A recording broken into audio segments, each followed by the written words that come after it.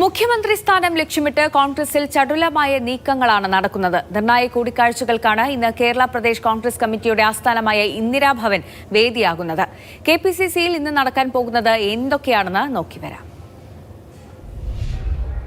കോൺഗ്രസിലെ മുഖ്യമന്ത്രി പദത്തിലേക്ക് വഴി തുറക്കാനുള്ള കൂടിക്കാഴ്ചകളാണ് ഇന്ന് തിരുവനന്തപുരത്ത് നടക്കുന്നത്. ഹൈക്കമാൻഡ് നിരീക്ഷകരായ മുകുൾ വാസ്നികും അജയ് മാക്കനും ഇന്നലെ വൈകിട്ട് തലസ്ഥാനത്ത് വിമാനമിറങ്ങി.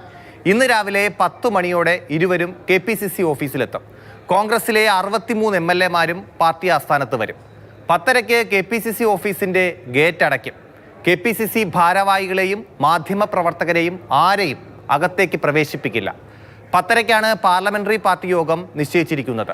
ഈ യോഗത്തിൽ നിരീക്ഷകർ നിയുക്ത MLA-മാരെ അഭിസംബോധന ചെയ്ത് സംസാരിക്കും. യോഗത്തിന് ശേഷമാണ് രഹസ്യ കൂടിക്കാഴ്ച. എല്ലാ MLA-മാരെയും നിരീക്ഷകർ ഒറ്റയ്ക്ക് കാണും.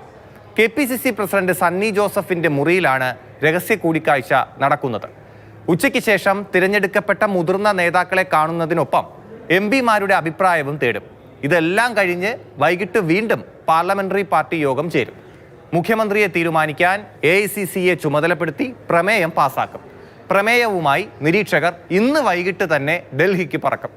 VD സതീശൻ, രമേശ് ചെന്നിത്തല, KC വേണുഗോപാൽ ഈ 3 പേരെ കേന്ദ്രീകരിച്ചാണ് ചർച്ചകൾ. 3-ൽ ആര് മുഖ്യമന്ത്രിയെന്ന് 3 ദിവസത്തിനുള്ളിൽ അറിയാം.